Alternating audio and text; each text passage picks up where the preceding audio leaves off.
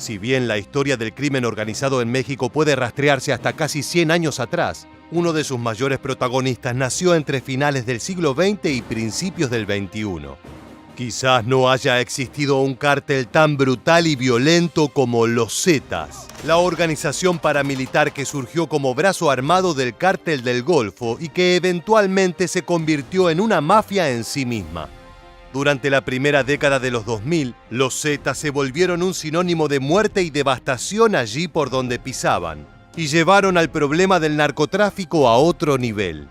Mediante ejecuciones fríamente calculadas, torturas inhumanas y hasta brutales demostraciones de violencia como colgar cuerpos de puentes o semáforos, los Zetas impusieron nuevas formas de llevar el terror al territorio mexicano, con una presencia fundamental en la zona de Tamaulipas.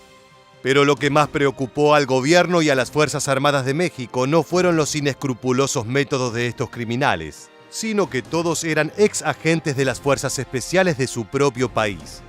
De esta manera, los luchadores de la ley que perseguían a estos malvivientes debieron enfrentarse a algunos de los mejores exponentes del Ejército y la Guardia Nacional, además de ver cara a cara a sus propios compañeros en el campo de batalla.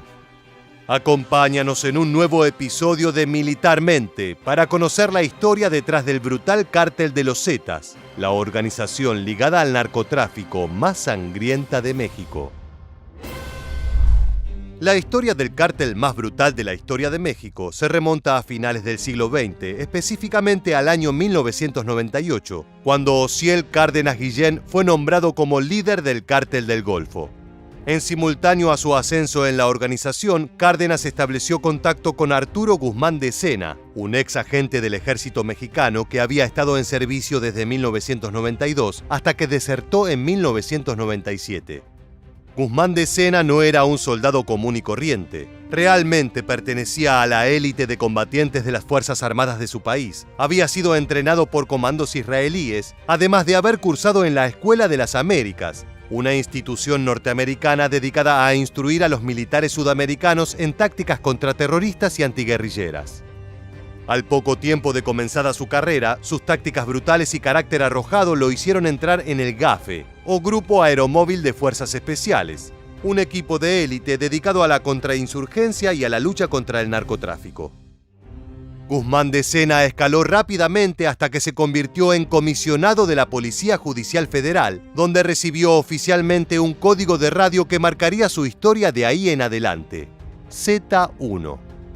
Bajo este nombre es que los oficiales de menor rango se dirigían a su jefe, y Guzmán de Sena decidió guardar su apodo cuando eligió su nueva carrera: sicario para el Cártel del Golfo. Debido a lo que consideraba malas condiciones laborales, el militar mexicano desertó de las fuerzas en 1997, llevándose con él a varios elementos de su confianza. Con una pequeña fuerza de desertores a sus espaldas, Z1 montó un reducido ejército de mercenarios que actuarían como asesinos a sueldo para el flamante jefe narco Cárdenas Guillén. Así nació el brazo armado más peligroso con el que contaba el Cártel del Golfo, los Zetas. Todos los miembros habían formado parte de las Fuerzas Especiales Mexicanas, e incluso a partir de 1999, Guzmán de Sena comenzó a reclutar a soldados en servicio que prefirieran traicionar a su patria por un abultado sobre de dinero, lo que hizo que la desconfianza y la desidia se apoderara de las instituciones militares en el estado de Tamaulipas. Pero la gran fama de los Zetas no llegó por ser miembros del ejército o de la policía, sino porque aplicaban terribles métodos de tortura y ejecución sobre sus víctimas, que los hicieron extremadamente temidos tanto por las fuerzas del orden como por los otros cárteles. En las escuelas de las Américas, Guzmán de Sena había aprendido variados métodos de tortura como la picana eléctrica, la amputación de miembros, el submarino y otras variantes que lo llevaron a convertirse en un monstruo a los ojos de los sicarios. Sus hombres, siempre fieles, estaban listos para ejecutar sus órdenes sin dudar. Por eso Z1 fue el hombre convocado por Cárdenas Guillén cuando éste quiso despachar a su socio en el liderazgo del CDG, Gómez Herrera, un hombre que había sido clave para que llegara al poder. No obstante, las fuerzas federales de México no estaban tan atemorizadas como para no intentar cazar al traidor del GAFE. En 2002, en la ciudad de Matamoros, Z1 fue avistado en un restaurante, lo que llevó a que el ejército se apersonara en el lugar. Pese a que Guzmán de Sena estaba acompañado por alguno de sus hombres, los soldados mexicanos fueron implacables.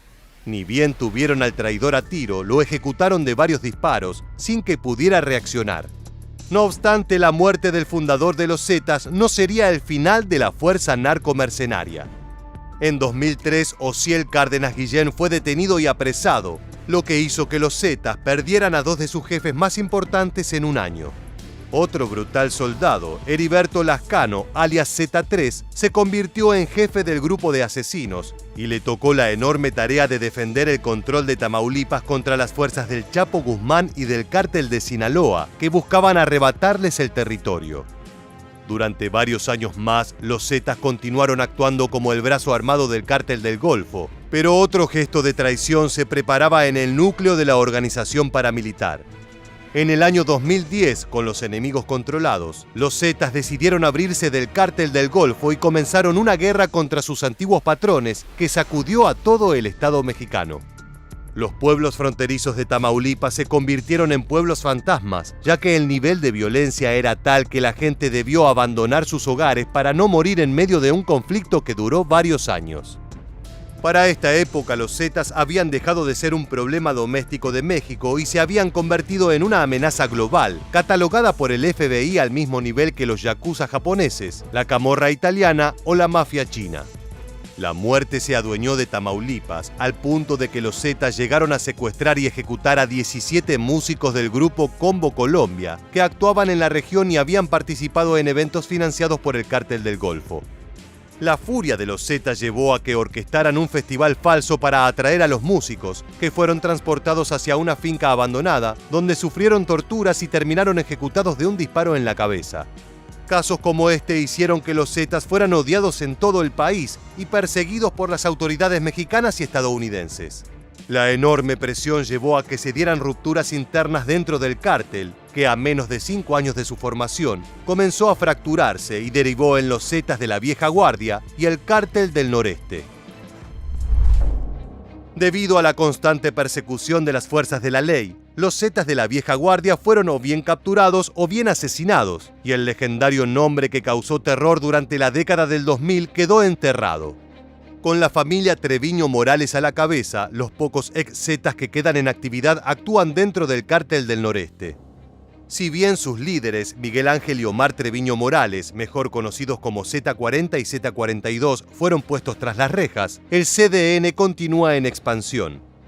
De hecho, creó su propio grupo de sicarios de élite, siguiendo la estructura de formación de los antiguos Zetas, llamado la Tropa del Infierno, una especie de remanente simbólico de la brutal violencia que Osiel Cárdenas Guillén y Arturo Guzmán de Sena liberaron sobre México en 1998.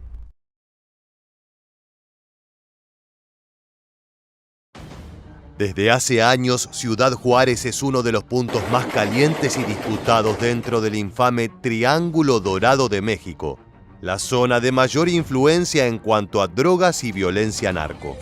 Ninguna organización logró una identificación territorial igual que la del temido Cártel de Juárez, el cual dominó el negocio por casi 20 años a fuerza de sangre y sobornos. En muchos sentidos, esa agrupación criminal fue pionera tanto en los métodos de distribución de droga como en las brutales ejecuciones de sus enemigos, sin importar si estos eran políticos o policías.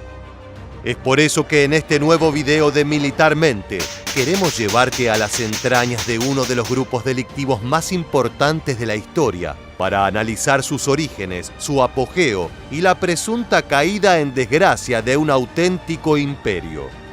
Acompáñanos a conocer el Cártel de Juárez desde adentro. La sangrienta historia del Cártel de Juárez comenzó a escribirse durante los años 70 en el estado de Chihuahua, más precisamente en la ciudad que da nombre a la organización. Luego de algunos años, las rutas regionales de esa ciudad pasaron a estar a cargo de Ernesto Fonseca Carrillo, quien en ese entonces también encabezaba al peligroso Cártel de Guadalajara junto a otros socios. Si su apellido te suena conocido es porque se trataba del tío del infame Amado Carrillo Fuentes, el Señor de los Cielos y futuro capo de Juárez. Bajo las órdenes de Ernesto Fonseca Carrillo, el grupo tuvo un ascenso vertiginoso, hasta 1985, cuando un asesinato de una brutalidad sin precedentes conmocionó a todo México y Estados Unidos. El 5 de marzo de 1985 fue encontrado en una zona rural de Michoacán el cuerpo desfigurado de Enrique Camarena, un agente de la DEA que desde hacía años llevaba a cabo operaciones encubiertas. Camarena había logrado acercarse a los cabecillas del cártel de Guadalajara, pero su suerte se acabó en febrero de ese año cuando su identidad quedó al descubierto. Los narcos lo secuestraron y lo torturaron por más de 36 horas. El martirio incluyó la rotura de huesos, dientes, la quemadura de su piel e incluso violaciones anales con un palo de madera. Luego de varias horas en las que era constantemente reanimado por un médico para continuar con el interrogatorio, Camarena entró en coma y fue rematado con un golpe en la cabeza. La malicia del proceso no tenía precedentes. Fue uno de los primeros casos de semejante violencia en territorio mexicano y, para mayor morbo, gran parte de los interrogatorios fueron grabados en cinta de audio que aún hoy siguen clasificadas. Luego de hallar el cuerpo, los investigadores no tardaron mucho en dar con Rafael Caro Quintero, cabecilla de Guadalajara, y el antes mencionado Ernesto Carrillo. Su aprisionamiento dejó temporalmente sin liderazgo las operaciones en Ciudad de Juárez. No obstante, fue en ese periodo de incertidumbre que se puso de relieve un nombre que cambió para siempre la historia del narcotráfico mundial: Amado Carrillo Fuentes, el Señor de los Cielos.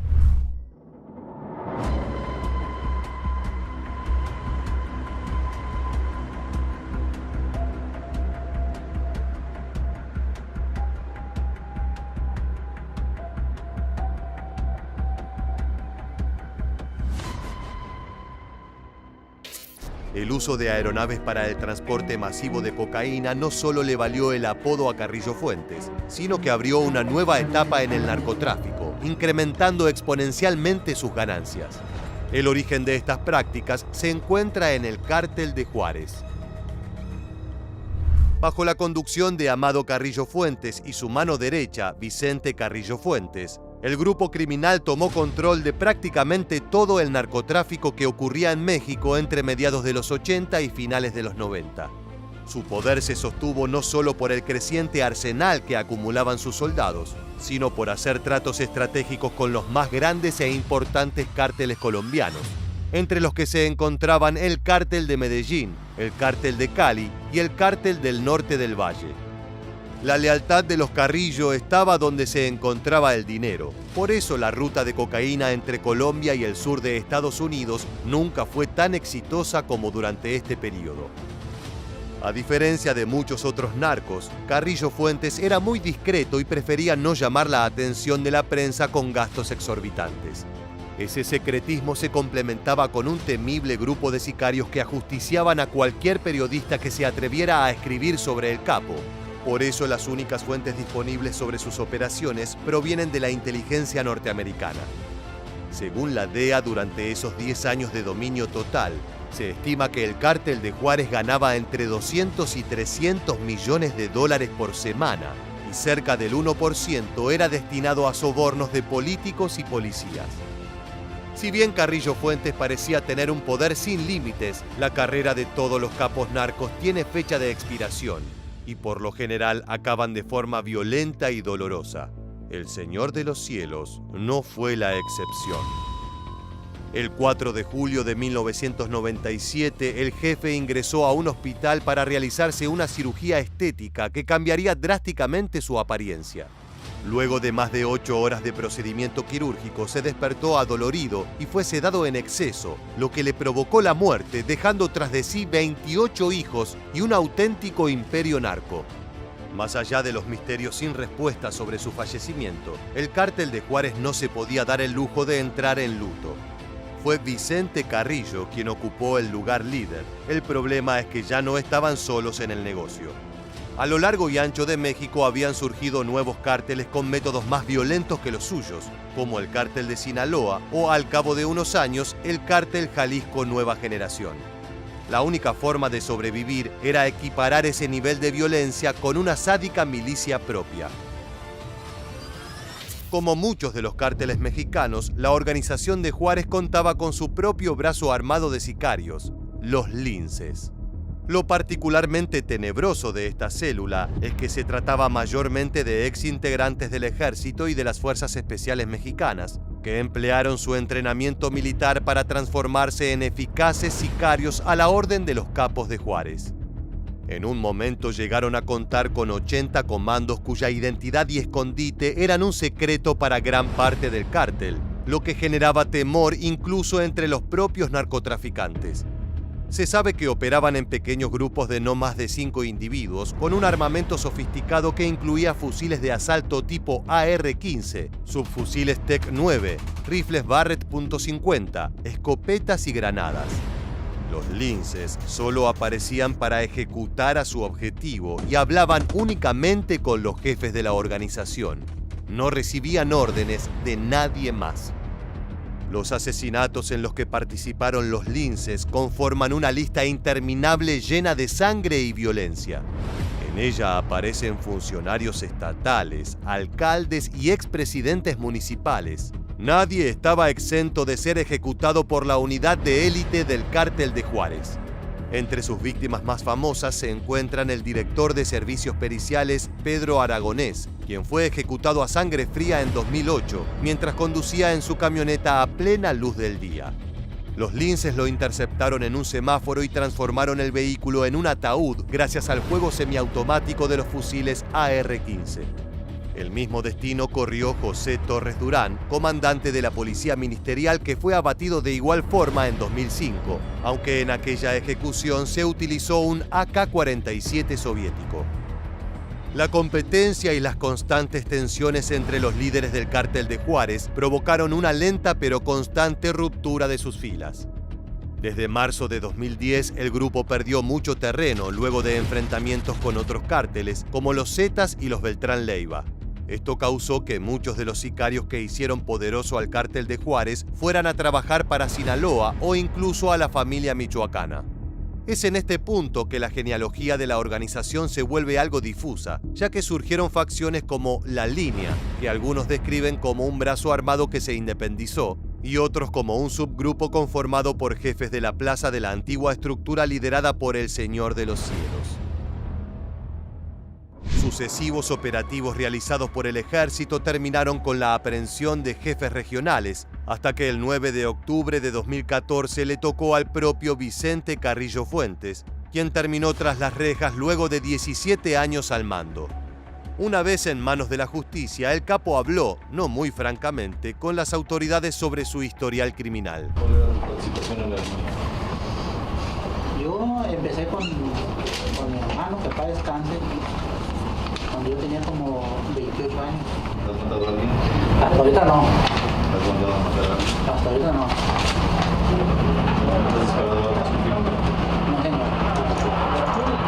Tengo años. Para evitar ser consumidos por la competencia, su sucesor, Juan Pablo Ledesma, pactó en 2017 una alianza con el cártel Jalisco Nueva Generación del temido Mencho Oseguera Cervantes.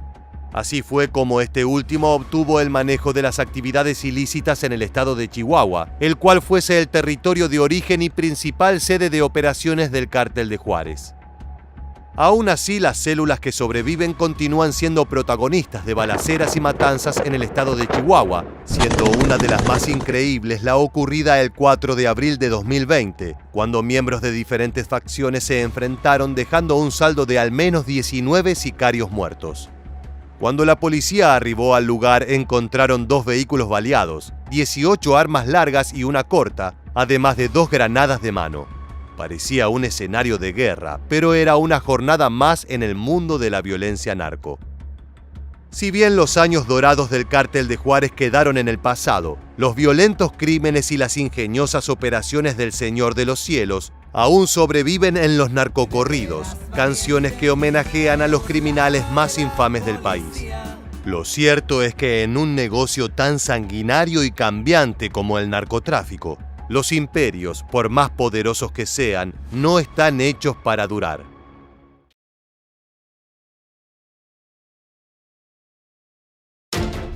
El Cártel de Tijuana, también conocido como el Cártel de los Arellano Félix, fue una de las organizaciones criminales más importantes y violentas de los años 90.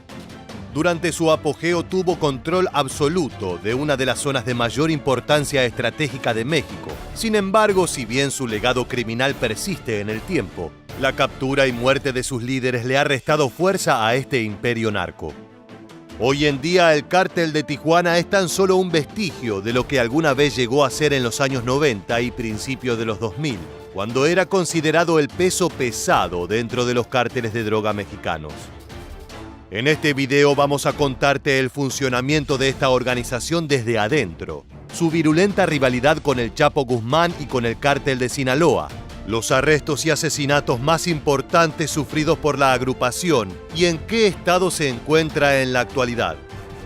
No se muevan de su pantalla para ver este apasionante episodio de Militarmente. ¡Comencemos! Al igual que la mayoría de los cárteles mexicanos, el Cártel de Tijuana tiene su origen en el estado de Sinaloa por su excelente ubicación estratégica. Los fundadores de este cártel trabajaron a las órdenes del legendario Miguel Ángel Félix Gallardo, alias El Padrino, quien consolidó su organización criminal en Sinaloa, contrabandeando marihuana y heroína a Estados Unidos durante los años 60. A principios de los años 80, en los Estados Unidos ya empezaban a ver los cárteles mexicanos como una incipiente amenaza a la seguridad nacional, razón por la que Enrique Camarena, un agente veterano de la DEA, comenzó a reunir evidencias para intentar atrapar y procesar a estas organizaciones criminales. Este agente ayudaría a las autoridades mexicanas a destruir una gran plantación de marihuana, pero esa acción policial terminaría convirtiéndose en su condena de muerte. Futuros miembros del Cártel de Tijuana fueron encomendados con una misión: darle una lección a los que se metían con sus negocios. En este marco, el 9 de febrero de 1985, Camarena fue secuestrado, torturado y finalmente asesinado, generando una respuesta inmediata por parte del gobierno estadounidense, que comenzó una campaña masiva de persecución contra los culpables y sus cómplices. Los norteamericanos presionaron a México a hacer lo mismo si no querían recibir sanciones internacionales. Esto suponía una amenaza para los miembros del cártel, sobre todo para El Padrino, que logró mantenerse prófugo durante años y haciendo crecer sus redes criminales hasta que fue arrestado en abril de 1989. Una vez en la cárcel, Félix Gallardo convocó a una reunión de sus socios en Acapulco con el fin de dividir los negocios, tratando de contener un poder que ya empezaba a diluirse en sus manos. El engreído sinaloense Joaquín Guzmán Loera, alias El Chapo, y su socio Palma Salazar fundaron el Cártel de Sinaloa en Culiacán. Por otra parte, los 4 hermanos Arellano Félix fundaron el Cártel de Tijuana, con base de operaciones en la ciudad del mismo nombre, ubicada en Baja California. La idea de esta repartición de dominios era mantener cierta organización en el negocio para que no se descompusiera en ausencia de su antiguo líder. Sin embargo, prácticamente desde el comienzo, los hermanos Arellano Félix iban a hacer gala de una ambición sin límites, acompañada de la falta de escrúpulos para someter a quien fuera necesario para expandir y consolidar su negocio.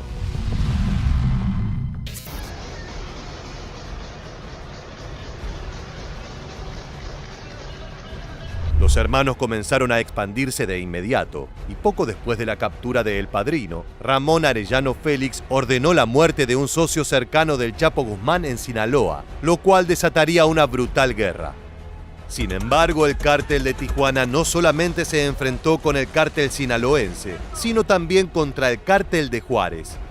Especialistas estiman que había mucha desconfianza entre estas organizaciones, primero y principal porque se conocían de cerca y sabían los recursos de violencia y criminalidad que estaban dispuestos a desatar para conseguir el poder. Segundo, porque debían competir por un territorio que no era suficiente para todos.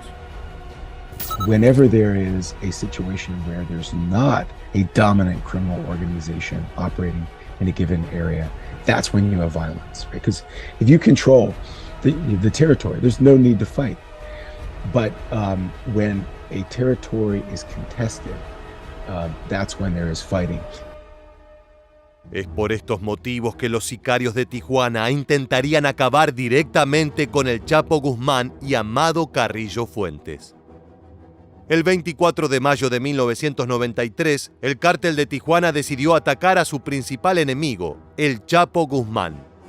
El atentado sucedió en el estacionamiento del Aeropuerto Internacional de Guadalajara contra el cártel de Sinaloa. A plena luz del día, las violentas balaceras dejaron un saldo de 7 muertos, entre ellos el cardenal Juan Jesús Posadas Ocampo, arzobispo de Guadalajara. 2 criminales y 4 civiles fueron las víctimas restantes. Según la versión oficial de la Procuración General de la Nación, el cardenal fue confundido con el Chapo y abatido en la contienda, mientras que los ministerios públicos federales aseguran que el cardenal era uno de los objetivos directos del atentado.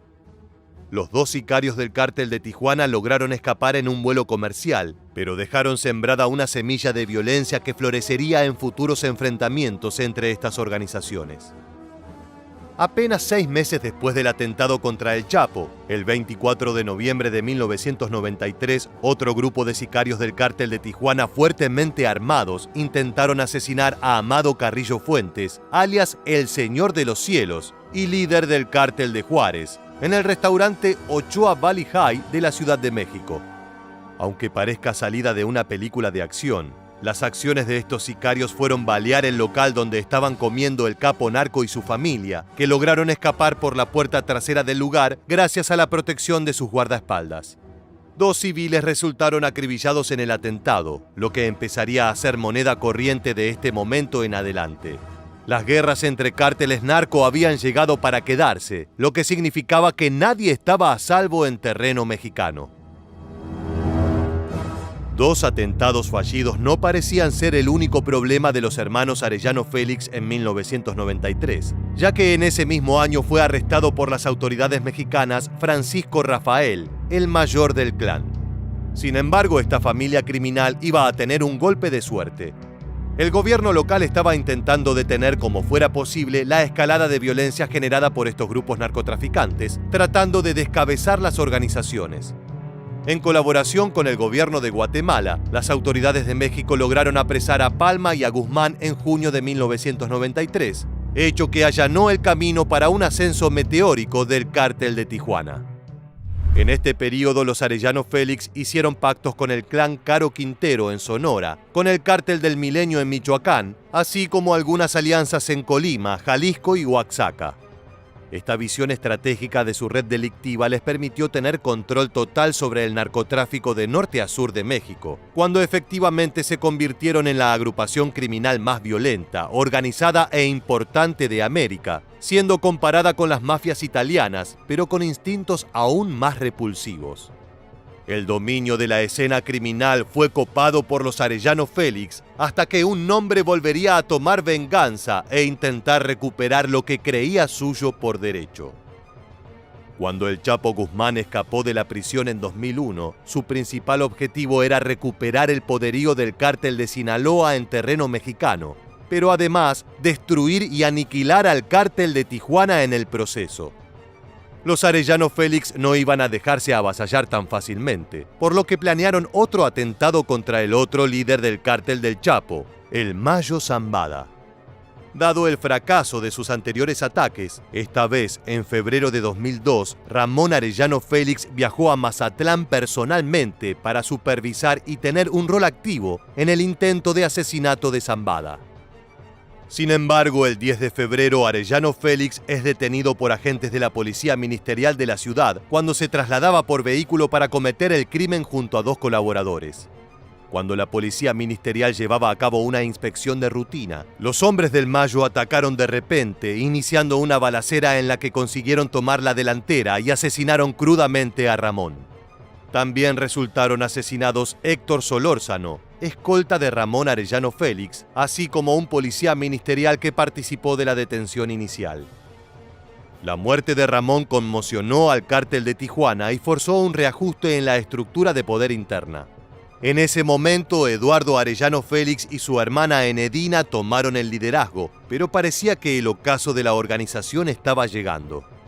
Numerosos arrestos en Estados Unidos, la extradición de otros miembros hacia ese país para enfrentar cargos por narcotráfico, además del crecimiento de otros cárteles más modernos, violentos y con menos códigos, hacían suponer que el poderío del cártel de Tijuana ya no era lo que alguna vez fue y que debía adaptarse de alguna manera para sobrevivir, sobre todo teniendo en cuenta la debacle a la que se vio expuesto.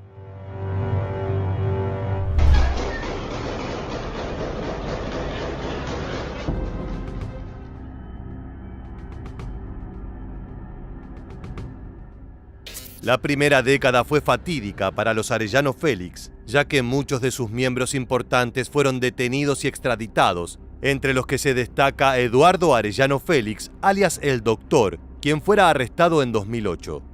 Después del arresto de El Doctor, el grupo se dividió de manera que Fernando Sánchez Arellano, conocido como El Ingeniero, tomó las riendas de una facción, mientras que Eduardo Teodoro García Cimental, conocido como Teo, lideró la otra.